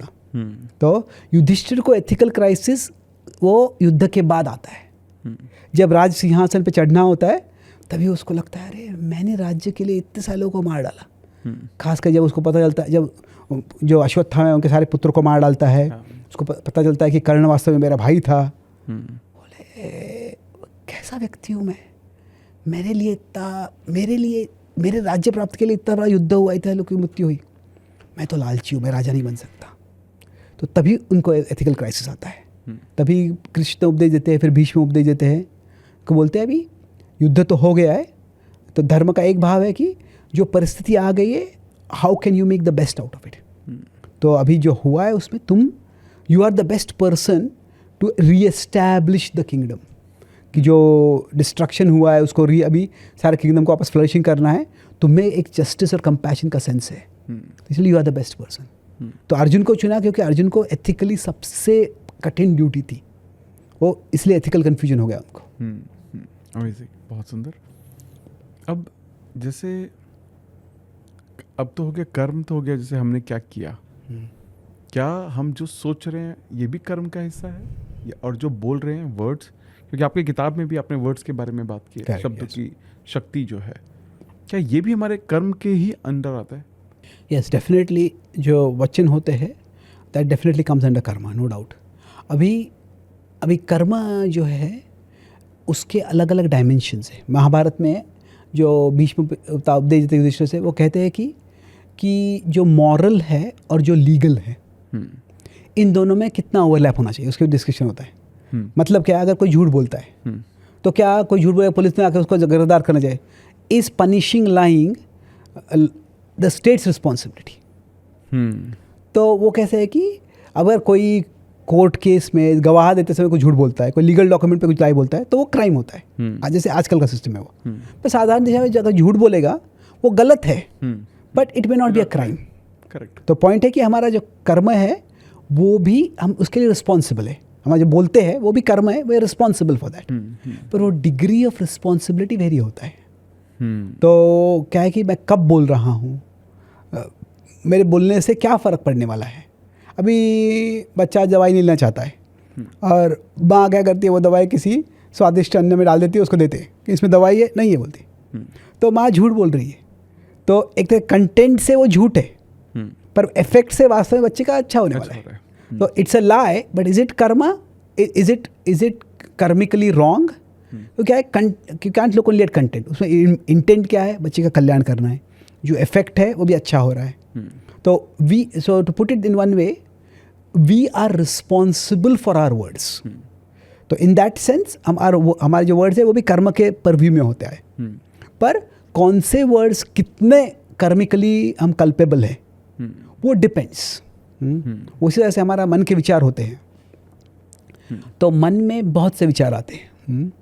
तो कभी कभी किसी के प्रति ईर्ष्या होती है, किसी के प्रति गुस्सा होता है, किसी के प्रति नफरत भी हो जाती है। तो गीता के 14 चैप्टर में बताया गया है कि इट्स वेरी ब्यूटीफुल मेटाफर कि जो हमारा मन है वो एक शहर के समान है। शहर में बहुत से लोग आते हैं, पर सबको हम हमारे घर में अतिथि नहीं बनने देते, गेस्ट नहीं बनने देते। करेक्ट। तो उसी तरह से बहुत से विचार आएंगे हमारे मन में, पर हम we are not responsible for what desires and emotions come in our mind. We are responsible for what we allow to reside in our mind. तो इसका इंग्लिश में होता है the emotions we feel and the emotions we feed. तो अभी कोई भी परिस्थिति हो सकता है कि अगर मुझसे कोई और सक्सेसफुल व्यक्ति है, वो देखता है या उसको और सक्सेस मिला है, मुझे लगता है वो मुझसे टैलेंटेड है, तो मुझे ईर्ष्या आ सकता है। तो दिस इज़ अंडरस्टैंडेबल। तो वो ईर्ष्या का भाव अगर आता है, उसके लिए मैं रिस्पॉन्सिबल नहीं हूँ। But if I start dwelling on it, scheming करता हूँ मैं कि इसको मैं कोई रेपुटेशन ऐसा ख़राब कर दूंगा, इसके बारे में अफवाह फैला दूंगा वगैरह, तो then slowly it starts coming in the purview of karma. जो फर्स्ट थॉट्स हमारे मन में पॉप अप होते हैं, वो कई बार वो परिस्थिति आ सकते हैं, हमारे मन के कंडीशनिंग से आ सकते हैं, that we are not responsible. But when we dwell on them, उनको हम हमारे घर में, हमारे मन के रूपी घर में रहने देते हैं, और फिर वो रहते ही नहीं है, वो उसके वहाँ पे राज्य करने लगते हैं, तो फिर तभी वो घातक हो जाता है। दुर्योधन को एक स्वाभाविक रूप से जब पांडव आ जाते हैं राज्य में, तो उसे ईर्ष्या होती है, क्योंकि उसको लगता है मैं अभी वहाँ पे धृतराष्ट्र कोई और छोटे उससे बड़े पुत्र नहीं है, पांडु के पुत्र आने वाले पता नहीं है, उससे तो मैं राजा बनने वाला हूँ। तो जब अचानक पांडव आ जाते हैं तो उसको लगता है कि मैं राजा बनूंगा या नहीं। तो इंग्लिश में शब्द होता है एयर, द एयर अपैरेंट, अगला राजा बनने वाला था, तो वो क्या होता है, एयर से स्पेयर बन जाता है वो अभी मैं शायद राजा नहीं बनूंगा। तो उसको इनसिक्योरिटी लगना, उसको एनवी लगना, ये अंडरस्टैंडेबल है। पर पूरे महाभारत में कहीं भी ऐसे वर्णन नहीं है कि पांडव ऐसा दावा करते हैं कि सारा राज्य हमको चाहिए और दुर्योधन को कुछ भी नहीं मिलेगा। अगर दुर्योधन पांडव से मैत्री करने का प्रयास करता तो शायद वो मित्र होकर रह सकते थे। ठीक है, तुम आधा राज्य लो, हम आधा राज्य लेते हैं। पर उसने क्या किया, वो ईर्ष्या को अपने मन में बैठने दिया, और फिर वो भीम को मारने का प्रयास किया, पांडवों को मारने का प्रयास किया। तो पहला है इनसिक्योरिटी, अरे ये व्यक्ति इतना अच्छा है, वो मेरा क्या होगा अभी। इनसिक्योरिटी इज कम्प्लीटली अंडरस्टैंडेबल, हो सकता है। दूसरा है एनवी। एनवी थोड़ा नेगेटिविटी को जा रहे हैं हम, पर एनवी के बाद में एनमिटी आ जाता है। तो जब एनमिटी आ गया, वो कर्म के नियम में पूरा आ गया। तो जो फर्स्ट थॉट दैट कम, वो कर्म में हम रिस्पॉन्सिबल नहीं है, पर जो थॉट्स हम हमारे मन में बैठने देते, they become more and more responsible for it. Okay, वाह, सुपर। तो क्या इसका मतलब ये है कि अक्सर हम सुनते हैं कि there is a world called destiny, किस्मत हमारी जो है, तो क्या, और हम हिंदू शास्त्रों के अनुसार हम कई बार ये सुनते हैं कि हमें जो जीवन में मिलना है वो लिखा जा चुका है ऑलरेडी। जब पैदा होते हैं, जिस नक्षत्र में आप पैदा होते हो, सब कुछ लिखा जा चुका है, कुछ नहीं बदला जा सकता। तो फिर कर्म के सिद्धांत से तो हम सब कुछ पॉजिटिव नेगेटिव कर ही सकते हैं। तो क्या इसका मतलब यह है कि जब मैं पैदा हुआ, जो मेरे नक्षत्र बने या जो मेरी किस्मत डिसाइड हुई, डेस्टिनी डिसाइड हुई, मैं कर्मों के अनुसार उसको बदल सकता हूँ? Okay, I would say yes and no. Okay. मतलब कैसे है कि अगर हम हमारे जीन्स को देखते हैं तो हमारा जो हाइट है वो वी कांट चेंज इट। सही। हाँ। Our height is a matter of destiny, but is our weight a matter of destiny? उसको अभी कुछ जेनेटिक प्रीडिस्पोजिशन भी होता है कुछ लोगों को। हाँ। तो उनको it's very difficult for them to lose weight. कुछ लोगों को एनोरेक्सिया हो जाता है और उनको वेट बढ़ा ही नहीं पाते। तो कुछ हद तक वो लिमिट है, पर कैसे कि एक तरह से हाइट का एक हार्ड लिमिट है। जैसे हाइट का हार्ड लिमिट है वैसे वेट का वैसे हार्ड लिमिट नहीं है। We can change ourselves. So कैसे कि डेस्टिनी से कुछ चीज़ें हमारे जीवन में निर्धारित हैं, पर ऐसे नहीं कि सब कुछ निर्धारित है। So now what is determined? For example, हम जब जन्म लेते हैं तो हमारा स्किन का कॉम्प्लेक्शन है, that is fixed.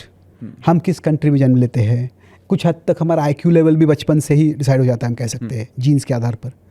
But so to say that there is no such thing as destiny, तो ये तो एक सबसे पहले तो जीवन के स्टार्टिंग पॉइंट में तो वी गेट अ कार्ड का गेम बोल देखते हम, we get a hand to play with.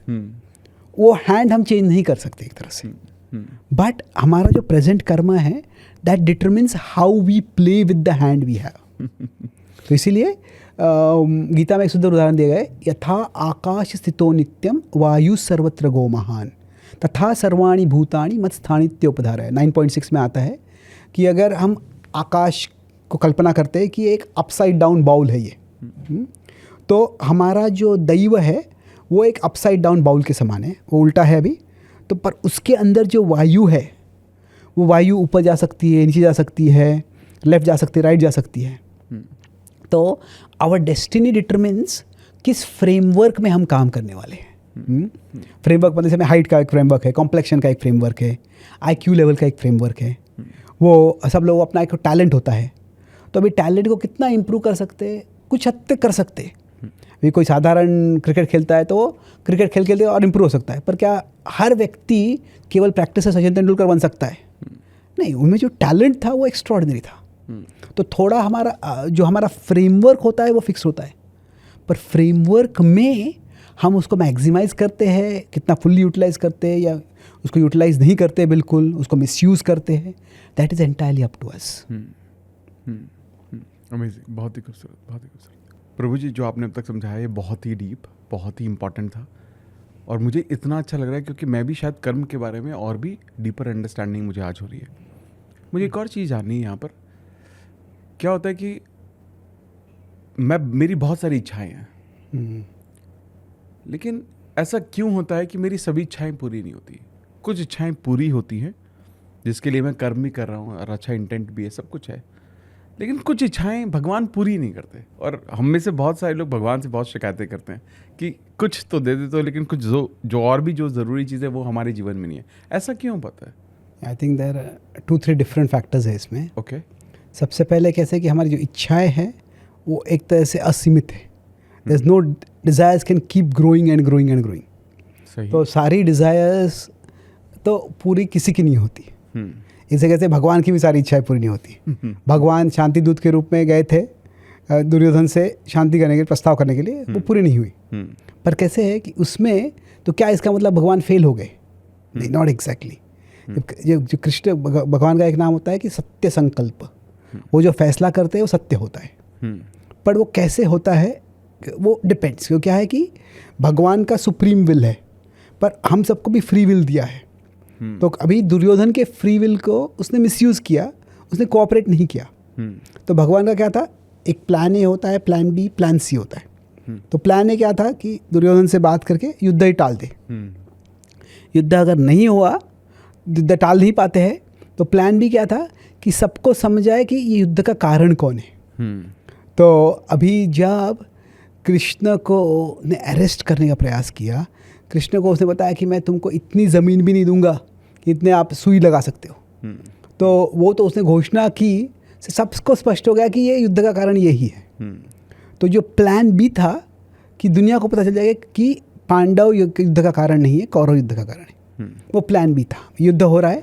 Plan C क्या था? एक तरह से क्या युद्ध हो रहा है तो कम, जितना उसमें डिस्ट्रक्शन कितना कम हो उतना कम करने का प्रयास करें। इसीलिए वो कर्ण से मिलने गए और ने कर्ण से कहा कि तुम वास्तव कुंती के ही पुत्र हो, पांडव के पक्ष में आ जाओ, तुम धर्म के पक्ष में आ जाओगे, तुम राजा बन जाओगे।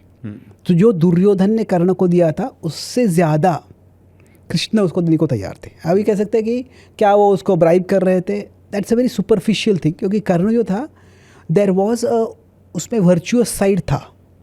वो ऐसे वो जैसे दुशासन जैसे क्रूर व्यक्ति है वैसे नहीं था वो, पर क्या था उसकी दुर्योधन से जो अटैचमेंट था बहुत ज़्यादा हो गया था। तो अगर कर्ण पांडव के पक्ष में आ जाता था तो ऐसे हो सकता था कि दुर्योधन का हौसला टूट जाता था और उससे शायद दुर्योधन युद्ध नहीं करता, दुर्योधन की जान बच जाती थी। तो अभी क्या होता है, फ्रेंडशिप भी थोड़ा सटल होता है कि मतलब कोई कह सकता है कि कोई बोलता है कि मेरे पास पैसा नहीं है, तुम मेरी मदद करो। हाँ ठीक है, मैं जितना पैसा दे सकता हूँ मैं देने का प्रयास करूँ। नहीं मुझे तुमसे पैसा नहीं चाहिए, मैं बैंक चोरी करने वाला हूँ, तुम मुझे मदद चोरी करनी, ये नहीं करने वाला हूँ मैं। बोले तुम कैसे मित्र हो, तुम मुझे मदद नहीं करते हो। तो क्या है, समटाइम्स सवाल जो होते हैं you can not answer a question, you have to question the question कि तुम ऐसे नहीं कि तुम कैसे मित्र हो मुझे मदद नहीं कर रहे हो। इसका सवाल है तुम कैसे मित्र हो जो मुझसे ऐसी मदद मांग रहे हो। क्या क्वेश्चन द क्वेश्चन। तो पॉइंट यह है कि कृष्ण का प्लान सी था, अगर युद्ध होना ही है तो फिर अगर कर्ण युद्ध नहीं करेगा तो दुर्योधन का हौसला टूट जाएगा, शायद वो युद्ध नहीं करेगा या युद्ध जल्दी खत्म हो जाएगा। तो समटाइम्स एक प्लान काम नहीं होता है, पर इसका मतलब नहीं कि कुछ प्लान नहीं काम कर रहा है। तो इसीलिए it's helpful to differentiate between our desires. जैसे हमारे डिज़ायर्स होते हैं वो मल्टी लेयर डिज़ायर्स होते हैं। अभी कोई शॉप के सामने जा रहे हैं, कुछ खाने की चीज़ देख ली, चलो खा लेते हैं इसको, अगर वो देखते हैं तो इच्छा भी नहीं आती थी वो, तो वो सरफेस डिज़ायर्स होते हैं। अभी अर्जुन को धनुर्विद्या सीखना है, वो सरफेस डिज़ायर नहीं था, वो उसका इनर ही डीप अट्रैक्शन था, डीप इंक्लिनेशन था, उसको वही उसकी वृत्ति थी वो। तो हम सबके डीपर डिज़ायर्स होते हैं। तो सरफेस डिज़ायर्स इतने होते हैं वो कभी किसी के सबके पूरे नहीं होने वाले। आप क्या है कि इतने सारे प्रोडक्ट्स एडवर्टाइज करते हैं, सबकी इच्छा हो जाएगी, पूरे नहीं होने वाले। तो sometimes when a desire is not fulfilled, God is wanting us to go deeper, कि ये डिज़ायर को मैं डिज़ायर क्यों कर रहा हूँ, इस डिज़ायर से मुझे क्या प्राप्त करना है। तो क्या है, इस डिज़ायर से I will feel more confident about my self, इस डिज़ायर से मुझे सोशल वैलिडेशन मिलेगा, इस डिज़ायर से मैं खुद को सुपीरियर प्रूव कर पाऊँगा। तो इफ़ वी गो डीपर तो that is actually a greater advantage. तो जो हमारे डीपेस्ट डिज़ायर्स है दे कैन बी फुलफिल्ड। तो इंस्टेड ऑफ सिंपली ये डिज़ायर क्यों फुलफिल नहीं हो रहा है, गो डीपर, ये डिज़ायर के पीछे क्या है। और मतलब कैसे है कि I give an example of this. कोई बच्चा है, भूख लगी बहुत, और वो देखता है कि यहाँ पे ये आम का फल है, आम का वृक्ष है, उसको शेक करने का प्रयास करता है, उसको पत्थर मारने का प्रयास करता है और बहुत प्रयास करता है, वहाँ से आम गिरता नहीं है, वो फ्रस्ट्रेट हो जाता है। पर वो कुछ किए बिना बाजू में एक सेब का फल है, सेब का वृक्ष है, उससे सेब नीचे गिर जाता है। तो अभी उसके मैंगो वो डिज़ायर था, हंगर ये नीड था। तो डिज़ायर फुलफिल नहीं हुआ है, पर नीड फुलफिल होने का ऑलरेडी ऑप्शन ओपन हो गया है। पर समटाइम्स क्या होता है, we get so caught in our desires that जो अंडरलाइंग नीड किसी और दूसरे से फुलफिल हो रही है वो हम देखते नहीं है। क्या बात है, वाह बहुत ही खूबसूरत, बहुत ही खूबसूरत। एक चीज़ यहाँ पर मुझे बताइए कि कई बार ऐसा होता है, मतलब इसी के जो मैंने सवाल पूछा उसी के कॉन्टिन्यूशन में है थोड़ा सा, बड़ी बहुत डीप समझाया आपने, बहुत ही खूबसूरत था। क्या होता है कि दो इंसान भगवान की पूजा कर रहे हैं, सेम इच्छा रखते हैं, एक इंसान को वो मिल जाता है, दूसरे इंसान को वो क्यों नहीं मिल पाता। या तो ऐसा भी हो सकता है कि कई बार एक ही चीज़ की इच्छा कर रहे हैं, एक इंसान को मिल जाता है, दूसरे इंसान को क्यों नहीं मिलता। इसका प्रमुख कारण क्या होता होगा। ये भी बहुत वाइड स्कोप वाला है कि वाइडर पर्सपेक्टिव के साथ। यस, तो मेरे जो गुरु है राधानाथ महाराज है, वो इस्कॉन में एक वरिष्ठ सन्यासी है। तो उनको इस सवाल पूछा गया था कि हमारे कांग्रेगेशन में एक बच्चा था, हमारे वरिष्ठ भक्त थे, उनका एक बेटा था, वो बोला था मैं मंदिर में अभी नहीं आने वाला हूँ। तो क्या हो गया, अरे कि ये इंडिया और ऑस्ट्रेलिया का क्रिकेट मैच था और मैंने बहुत प्रार्थना की कि इंडिया जीत जाए, पर इंडिया हार गया। तो इसीलिए मैं भी भगवान की प्रार्थना नहीं करूँगा, मंदिर में नहीं आऊँगा। तो फिर महाराज उसको बोले कि तुम यहाँ पे प्रार्थना कर रहे थे कि इंडिया जीत जाए, ऑस्ट्रेलिया में कोई बच्चा प्रार्थना करता ऑस्ट्रेलिया जीत जाए तो उसने आपसे ज़्यादा प्रार्थना की। तो अभी यू शुड स्टॉप प्रे मोर। एक बच्चे के सर पे सिंपल समझाया, बट पॉइंट ये है कि प्रेयर्स का पर्पस क्या है। अभी प्रेयर्स के you can look at 3 different ideas. Prayer से हम भगवान को मस्का लगा रहे हैं, फ्लैटर कर रहे हैं। करेक्ट। दूसरा है कि प्रेयर से हम भगवान को मैनिपुलेट करने का प्रयास करें। फ्लैटरिंग और मैनिपुलेटिंग एक नहीं है, थोड़ा अलग है। पर क्या है कि कोई बहुत ईगो है, उसका बहुत गुणगान कर देते हैं, तो क्या वो जो ठीक है कर लूँगा वैसे। तो कई बार ऐसा लगता है ये प्रेयर जो है ये फ्लैटरिंग करने का है, पर it's not flattering of God. कैसे है कि भागवतम के साथ उसके अंदर बताया गया है, प्रहलाद जब नरसिम्हा से प्रार्थना करते वो कहते हैं कि मैंने अभी देखा कि मेरे पिता हिरण्यकशिपु थे, उनकी सारी इच्छाएं पूरी हो गई थी, जो भी चाहिए था वो उनको मिल गया था। पर क्या है, कहते हैं कि there was fulfilment of desires but no fulfilment of heart. इच्छाएं पूरी हो गई पर हृदय को संतुष्टि नहीं थी। और प्रहलाद तो क्या राजकुमार थे, पर उसको उनके जान को मारने का प्रयास किया जाता, उनको टॉर्चर किया जा रहा था। पर फिर भी वो देखा कि वो कहते कि because I was remembering you I was more peaceful and joyful than my father. कि मैं उससे ज़्यादा संतुष्ट है। तो क्या है कि God's greatest present is his presence in our heart. कि अगर हम भगवान से प्रार्थना करते हैं, that brings the third point, क्या है कि प्रार्थना का सबसे बड़ा उद्देश्य ये है कि हम खुद को भगवान के प्रेजेंस में डालते हैं और भगवान हमारे प्रेजेंस में आते हैं। हमारे हृदय में प्रेजेंस, भगवान का हमेशा प्रेजेंस है, पर क्या है वो प्रेजेंस हम महसूस नहीं करते। कई बार कहते कि पानी वाटर वेपर सब जगह पे है, पर प्यास लग जाए तो आ करके वो पानी नहीं सकते। It has to be made accessible. कहीं वाटर है, टैप है, उसे पानी दे। तो ऐसे भगवान हमेशा सब जगह पे है, हमारे हृदय में भी है, पर प्रेयर से we bring ourselves in the presence of God. तो जब वो हो जाता है तो भले ही फुलफिलमेंट ऑफ डिज़ायर ना हो, पर फुलफिलमेंट ऑफ हार्ट ज़रूर हो जाता है। तो इसलिए अगर तो क्या होता है, कई बार लोग prayer if is for flattering God और मैनिपुलेटिंग गॉड, तो उससे लोग नास्तिक भी बन जाते हैं। अरे ये कुछ हुआ ही नहीं। पर एक ऐसा विजुअल अगर रख सकते हैं तो क्या है कि मान लीजिए ये आध्यात्म का मार्ग है, तो पहले व्यक्ति के लिए जगत बहुत बड़ा होता है और भगवान है भी तो छोटे से होते हैं। मैं जब 30 साल पहले मैं जब ब्रह्मचारी बन गया था, भगवद्गीता का सीखने लग गया था, तो मैं सारे रिश्तेदारों को, मित्रों को भगवद्गीता के बारे में बताने लग गया। तो मेरे एक चाचा थे, बोले भगवान, उनसे तो मेरा बहुत अच्छा संबंध है। मैं बोला क्या मतलब है संबंध? कभी को मंदिर जाते हुए देखा नहीं था, शास्त्र कोई आध्यात्मिक शास्त्र पढ़ते हुए बोलते क्या अच्छा संबंध है? बोले म्यूचुअल नॉन इंटरफियरेंस। वो वहाँ पे सुखी है, मैं यहाँ पे सुखी हूँ। तो क्या है, भगवान एकदम छोटे हो जाते हैं हमारे लिए और दुनिया बहुत बड़ा होता है। दुनिया में कितना आदर मिला, कितना पैसा नहीं है। तो वास्तव में प्रेयर, मेडिटेशन, स्पिरिचुअलिटी से जब हम आगे बढ़ते हैं तो इन्वर्ट हो जाता है। ये दुनिया छोटी बन जाती है, भगवान बड़े बन जाते हैं। बहुत सुंदर। तो अगर भगवान बड़े बन जाते हैं मतलब क्या है कि भगवान से हमारा जो कनेक्शन होता है उसमें ही शांति और संतुष्टि मिलने लगती है।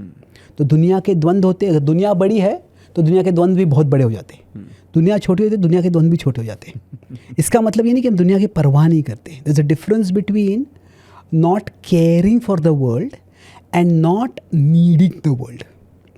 तो अगर अभी आप use to teach about manifestation, I teach about Bhagavad Gita, तो नेचुरली क्या ऑडियंस है, we care for the audience. पर अगर ऑडियंस नहीं है तो क्या मेरे अस्तित्व कुछ मतलब ही नहीं है? नहीं, वो नीड जो in the sense of dependence on the world नहीं है हमारा, तो वो एक्चुअल स्पिरिचुअल ग्रोथ का लक्षण है। सो प्रेयर का जो इनवर्ड ब्लेसिंग है, आउटवर्ड ब्लेसिंग है। प्रेयर का आउटवर्ड जो फल है वो शायद कभी कभी नहीं मिलेगा सबको, क्योंकि ये हम मटेरियल वर्ल्ड में लिमिटेड हैं। जैसे हमारे संस्था के जो स्वामी प्रभुपाद थे, बोलते थे कि सेकेंड वर्ल्ड वॉर जब हुआ था तो जर्मन्स भी क्रिश्चियन थे, ब्रिटिश भी क्रिश्चियन थे, और दोनों साइड प्रार्थना कर रहे थे हम जीत जाए।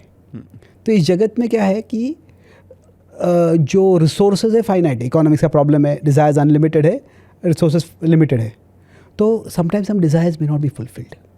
बट अगर हम प्रार्थना करते हैं तो जो इनवर्ड रिजल्ट है उसका, वो fulfilment of heart even without fulfilment of desires, वो ज़रूर होता है। जो भागवत में ध्रुव की कहानी है, ध्रुव का छोटा 5 साल का बालक होता है, उसकी सौतेली माँ उसका अपमान कर देती है, उसके पिता उसको ध्यान नहीं देते, उसका उतानपाद ध्यान नहीं देते कि मैं मेरे पिता से ज़्यादा बड़ा राज्य प्राप्त करूँगा।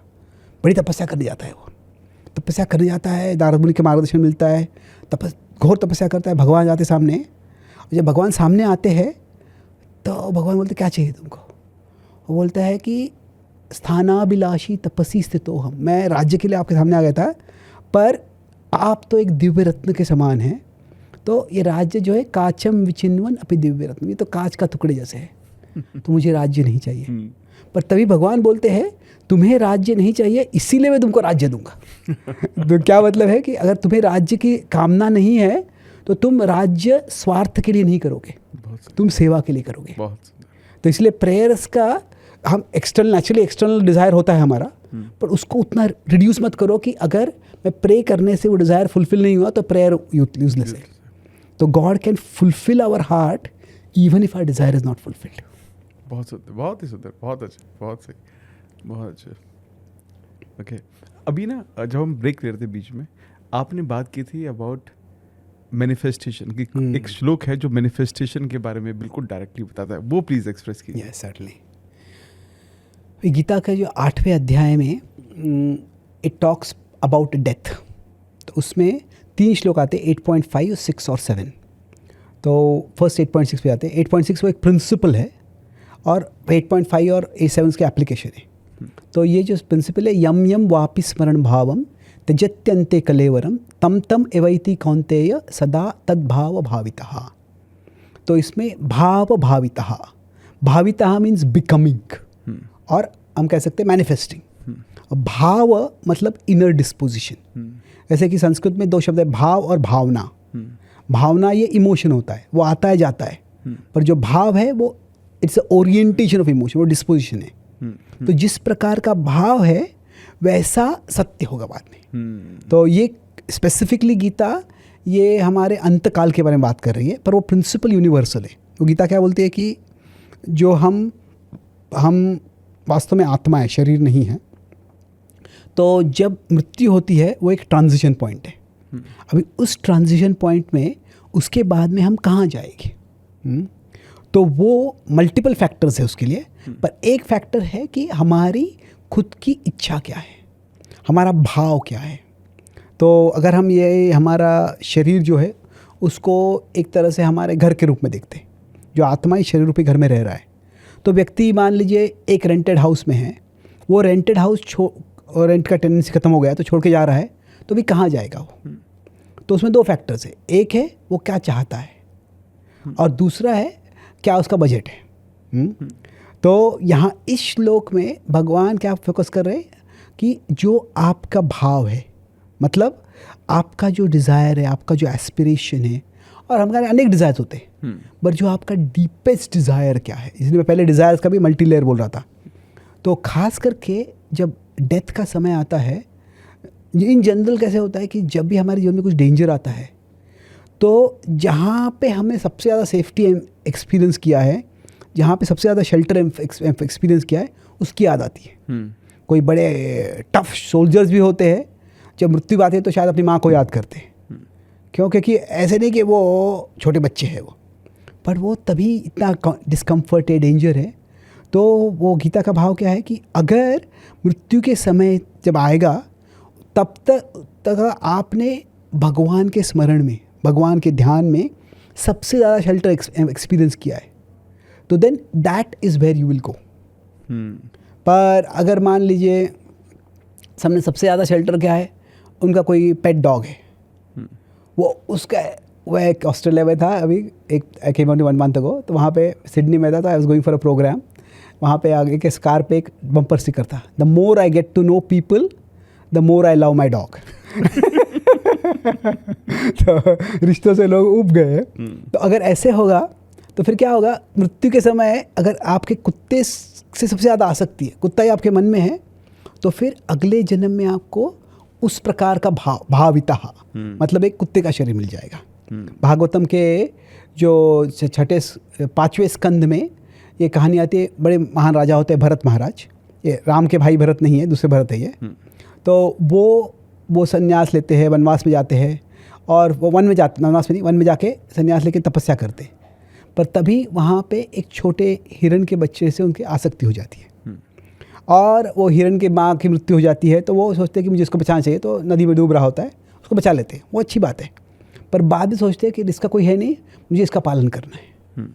अभी एक है प्रोटेक्शन, दूसरा है मेंटेनेंस। प्रोटेक्शन करना बुरी बात नहीं है, पर अगर मेंटेनेंस किसी का करना है तो आप राजा के रूप में हज़ारों लोगों का मेंटेनेंस कर रहे थे, वो छोड़ के आप यहाँ पे आए हैं अभी। तो मेंटेनेंस करते समय क्या होता है, फिर उसके बारे में विचार करने लगते हैं।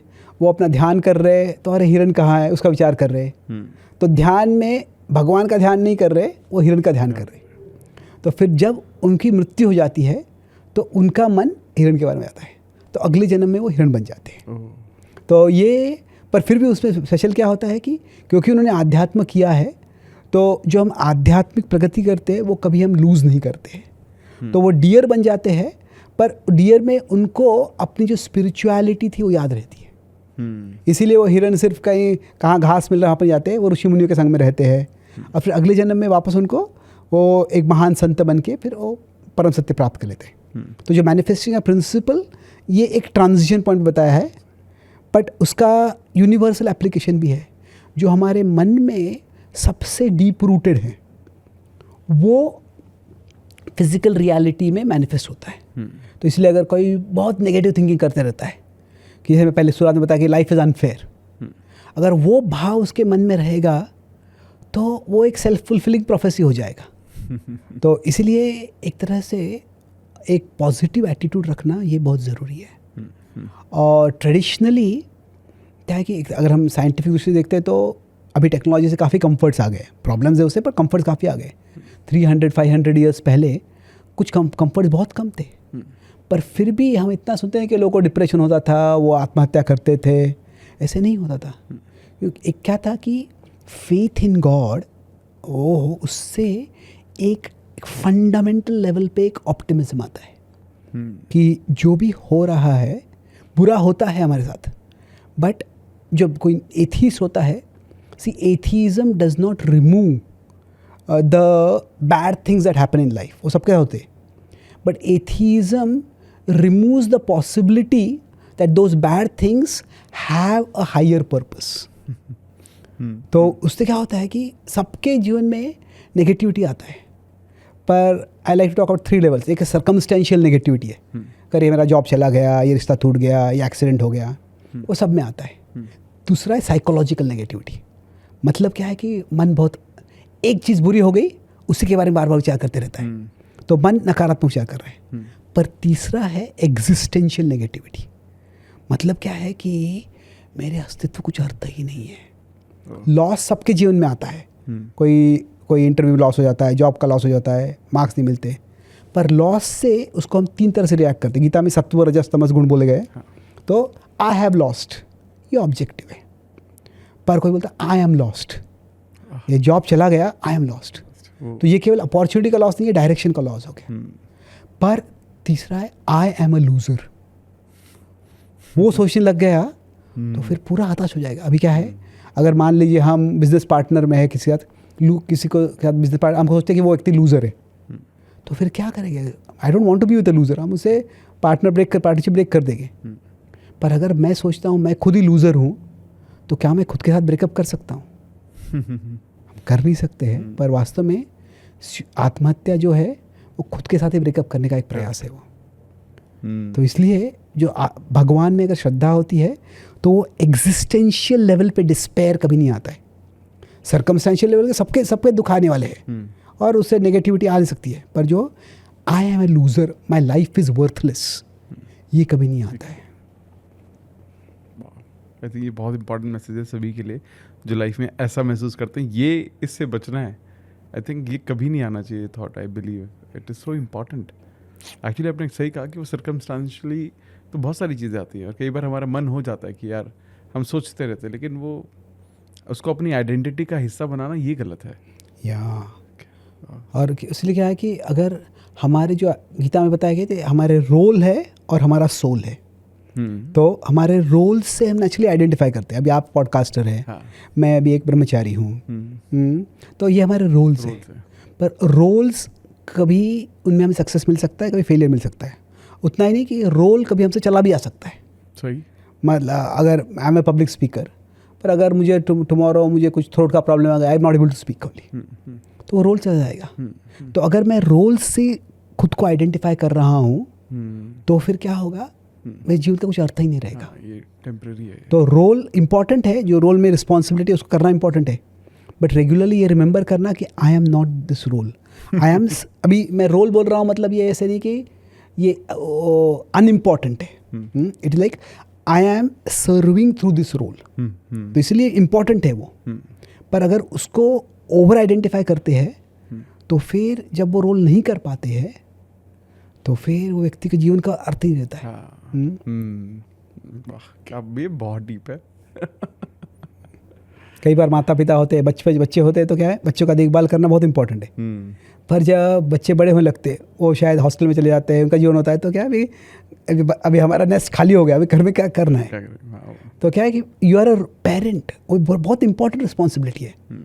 But being a parent is not your only identity. You are not a parent, you are a soul serving as a parent. तो इससे क्या होता है, जो शास्त्रों में अनासक्ति बताई गई है, कई बार वो अनासक्ति को गैर जिम्मेदारी के रूप में समझ लेते हैं. Detachment is not irresponsibility. बहुत इंपॉर्टेंट. डिटैचमेंट का मतलब क्या है कि I can step into a role when required and I can step out of the role when required. तो detachment is not irresponsibility, it is psychological flexibility. ये भूमिका मुझे करनी है, पूरे एकाग्रता से करूँगा, पर अभी ये भूमिका खत्म हो गई, तो आई can step out of it. बहुत सुंदर. आई थिंक ये बहुत सही जा रहा है. बट मैं आखिरी सवाल आपसे पूछता हूँ, लेकिन ये बहुत डीप था और मुझे लग रहा है कि आई थिंक इतने आसानी से समझाया आपने, और ये आई थिंक मैं हर बात से आपकी कनेक्ट कर पा रहा हूँ. I could feel the every word जो आप बोल रहे हैं ना, ये बहुत डीप है, बहुत इंपॉर्टेंट है सब तक पहुँचना, और ये पहुँच रहा है आपके माध्यम से आज. तो बहुत अच्छा लग रहा है मुझे. हम जब भगवान के बारे में बात करते हैं, भगवान के बारे में सोचते हैं, आज के दौर में पहले तो होता था कि चलो प्रार्थना करो, भगवान से प्रार्थना करो, प्रेयर करो, जो आपने पहले ही बताया. फिर आता था कि मंदिर जाओ. लेकिन अब आज के दौर में मैं एक चीज़ मैं देखता हूँ, नाम जप. भगवान का नाम जपो. नाम जपना ही, भगवान का नाम ही आपके मुख पर है, वही आपके कर्म को भी ठीक करेगा, जीवन को सफल बनाएगा. तो क्या नाम में इतनी पावर है? या आई थिंक जब मैं भक्ति में आया था तो मुझे भगवद गीता का फिलॉसफी बहुत अच्छा लगा था. कि मैं लॉजिकल हूँ, एनालिटिकल हूँ, पर ये जो नाम जप पे इतना जोर दिया, फिर ये इलॉजिकल लगता था मुझे, क्या है ये, और अब घंटे बैठ के जप कर रहे हो. somehow I had a lot of difficulty in accepting it intellectually. तो over the years I have thought about it. 3 levels पे ये explanation शास्त्रों में बहुत कुछ बताया है, but rational level पे जो हम समझ सकते हैं, at 3 levels पे I have understood it. तो first ये है कि जब हम भगवान का नाम जप कर रहे हैं, the name is a stimulus for remembrance. Okay. तो अभी स्वामी प्रभुपाद जी बोलते थे, ये जब हरे कृष्ण महामंत्र का जप कर रहे हैं, उसका भाव क्या था, बोलते कि हे भगवान, आपकी सेवा में मुझे आप नियोजित कीजिए. तो put it in more universal terms, I say that's it's a prayer for the part to return to the whole. तो अभी भगवान कहते हैं कि ममैव अंशो जीवलोके जीवभूता सनातना, हम सब भगवान के अंश हैं. तो जगत में लोनलीनेस बहुत होता है जी. तो अभी शास्त्र अध्यात्म बताता है कि we are a part of a reality far bigger than ourselves. तो जो जप कर रहे हैं उससे it's a reminder to us that there is a bigger reality and I am a part of that bigger reality. और उसी से क्या होता है, you get a sense of peace कि I am not alone in this world. ये दुनिया इतनी कठिन है, उसमें इतनी सारी समस्या आ रही है, but I am a part of a bigger reality. So that's the first level. अभी जप करने से दूसरा होता है कि आई एम अ पार्ट, उससे एक रीअश्योरेंस आता है, पीस आता है, but I am a part also means I have a part two play. Okay, very वाह, वेरी तो ये केवल पैसिव, हाँ भगवान सब कुछ संभाल लेंगे, God is in charge, everything will be all right, that's true. जो शरणागति है, सरेंडर, उसके 2 डिस्टिंक्ट मोड्स हैं। अभी जो शरणागति, द्रौपदी शरणागति करती है क्या है, दोनों हाथ ऊपर उठा लेती है। पर जो गीता के अंत में भगवान बोलते हैं अर्जुन को, तुम शरण में जाओ, सर्वधर्मान परित्यज्य माम एकम शरणं व्रज। पर तभी अर्जुन अपना हाथ उठा लेते हैं, अर्जुन अपना धनुष उठा लेते हैं। तो ये फर्क क्या है इसमें कि शरणागति दोनों पद्धति से होती है, कि surrender means I accept what is happening to me as God's will, जो मेरे साथ हो रहा है वो भगवान की इच्छा है। बट इट इज शरणागति का मतलब है I accept the responsibility to do God's will. भगवान मुझसे भी कुछ करना चाहते हैं, वो करने की जिम्मेदारी है। बहुत सही। तो अभी द्रौपदी की ऐसी परिस्थिति थी कि उसमें उसके कंट्रोल में कुछ था ही नहीं, तो इसीलिए अभी भगवान जो भी हो रहा है मैं आपको स्वीकार करता हूँ। बिल्कुल सही। पर अर्जुन जो है वो योद्धा है, महान योद्धा है, वो कुछ कर सकते हैं, तो वो भी शरणागति है। तो जो हम जब नाम जप करते हैं तो उससे पीस आता है कि I am a part of a bigger reality, जो भी हो रहा है वो भगवान की योजना के बाहर नहीं हो रहा है, there is some bigger plan over here. पर उसके हाथ एक पर्पस आता है। पर्पस क्या है कि I have a part two play. तो इसीलिए भक्ति में दो कंपोनेंट्स है, एक है स्मरण, दूसरी है सेवा। कि केवल स्मरण करेंगे, सेवा नहीं करेंगे तो क्या है, वो फ्रैगमेंटेड है। ओके। क्योंकि भक्ति अल्टीमेटली क्या है कि it is a relationship with God. और रिलेशनशिप होता है तो दोनों लक्षण होते हैं ना, कि हम व्यक्ति को याद करते हैं, पर सिर्फ याद करते हुए नहीं बैठते, याद करके उस व्यक्ति के लिए कुछ करते हैं। तो स्मरण और सेवा दोनों इंपॉर्टेंट है। तो कभी कभी क्या होता है, इसमें फ्रैगमेंट हो जाते हैं, हम स्मरण करते हैं, सेवा करते ही नहीं है। और कभी कभी सेवा करते रहेंगे पर स्मरण नहीं करेंगे तो संबंध चला जाएगा। कोई व्यक्ति अपने परिवार से दूर जाता है क्योंकि नौकरी करनी है, उनके लिए वहाँ पे और अच्छा पैसा मिल रहा है, पर अगर वो परिवार को फ़ोन ही नहीं करता है, संबंध में ही रहता है, तो क्या होगा, वो भूल जाएगा और फिर वहाँ पे कोई और संबंध हो जाएगा, कुछ और प्रॉब्लम आ जाएगा। तो इसलिए स्मरण और सेवा दोनों इंपॉर्टेंट है भक्ति में। तो स्वामी प्रभुपाद जी थे, वो इसलिए भक्ति को वो इंग्लिश में ट्रांसलेट किया उन्होंने, केवल डिवोशन नहीं बोला, डिवोशनल सर्विस। कि जो अंदर से स्मरण डिवोशन का भाव है, अंदर एक्सटर्नल सर्विस है। तो सेकंड है कि हमको पर्पस, पीस मिलता है, पर्पस भी मिलता है। और तीसरा जो है कि उससे एक पर्सनल कनेक्शन इस्टेब्लिश होता है, उसमें एक प्लेजर आता है। तो मतलब जब हम भगवान का स्मरण करते हैं भगवान के नाम के माध्यम से, तो उससे एक तरह से जो आत्मा है वह, उसका स्वाभाविक रूप से भगवान से संबंध है, पर वो अभी हम भूल गए हैं। तो इसलिए एक स्पिरिचुअल एमनीशिया हुआ है हमें वो। तो जो एमनीशिया है वो उसको कैसे क्योर करते हैं, एक है कि जो आपके जो भूल गए जीवन, उससे कुछ स्टिमुलेट, ये घड़ी याद है तुमको, ये टाई याद है, ये तुम्हारा पेन याद है, तो कुछ धीरे धीरे याद आने लगती है। तो वैसे ही क्या है, जब हम भगवान के नाम का स्मरण करते हैं, उससे जो आत्मा का जो डॉर्मेंट मेमोरी है वो एक्टिव हो जाता है। और जब वो एक्टिव हो जाता है तो उसमें बड़े दिव्य आनंद का अनुभव होता है। तो पीस, पर्पस और pleasure, all these three happen progressively by the मंत्र चैंटिंग, बाय द नाम स्मरण। बहुत सुंदर, बहुत ही सुंदर। अगेन वापस से, मतलब ये मैं बहुत ऊपरी लेवल पे जानता था ये नाम जप को भी, कि आपका भगवान से कनेक्शन के लिए ये ज़रूरी है। But I think peace, purpose और वो प्लेजर, हम प्लेजर के बारे में ज़्यादा सोच लेते हैं हम। कैसे कि जो लोग आजकल जिनका भगवान से ज़्यादा रुचि भी नहीं है, अभी भजन क्लबिंग हो रहा है तो अभी वो एक पार्टी का मूड होता है, पर फिर भी उसमें कुछ स्पेशल आनंद अनुभव हो रहा है। तो कैसे है कि उसमें एक आनंद है, पर जब हम उससे ज़्यादा फोकस करेंगे, तो जब हम मेडिटेशन की बात करते हैं ना, तो देयर 2 लेवल्स, ये मेरा मन है या ये मेरा कॉन्शियसनेस है। तो पहले मैं अटेंशन देता हूँ। तो मतलब क्या है कि भगवान मेरे चेतना में एक कंपोनेंट के रूप में आते हैं।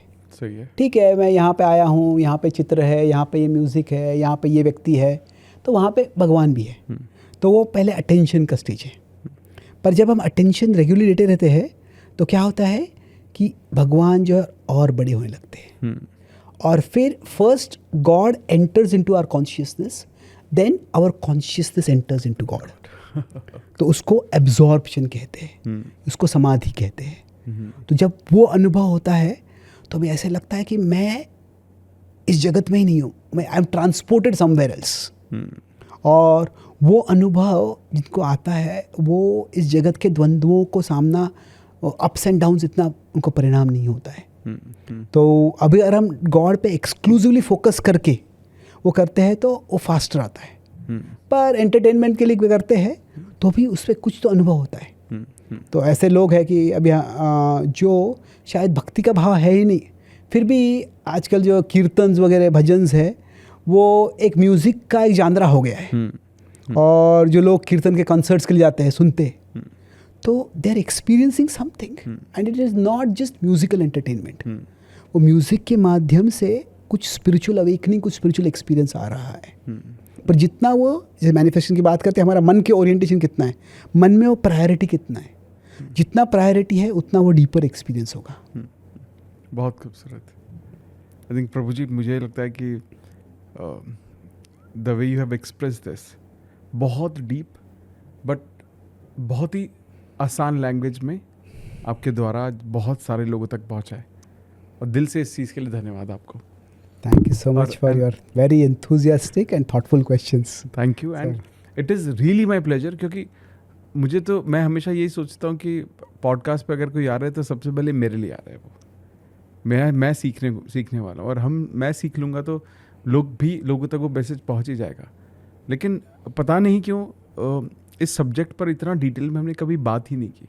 आज पहली बार इतना डिटेल में बात हुई, और मुझे ऐसा लगता है कि शायद हमें इसी टॉपिक पर और डिटेल में चर्चा करनी चाहिए, बात करनी चाहिए, ताकि लोगों को क्लैरिटी मिले अपने जीवन के बारे में। तो दिल से धन्यवाद आपका आने के लिए, और आपके समय के लिए खास धन्यवाद। और मुझे ऐसा लगता है कि अगर हमारा जो पर्पस है पॉडकास्ट करने का, वो आपसे मिलते हैं, आप जैसे लोगों से मिलते हैं, तो ऐसा लगता है कि वो पूर्ण हो रहा है, कि आपसे वक्त मिलना मुश्किल है, लेकिन पॉडकास्ट के लिए आपने हमारे लिए वक्त निकाल लिया, बहुत दिनों बाद चाहे। तो ये हमारी बहुत बहुत बड़ी खुशकिस्मती, और मेरे को लगता है भगवान चाहते थे कि आपकी ब्लेसिंग, आपका आशीर्वाद, आपका विजडम हमें मिले। बहुत बहुत धन्यवाद दिल से। Thank you so much. Thank you so much. Joy being here. Hare Krishna. Thank you. Hare Krishna.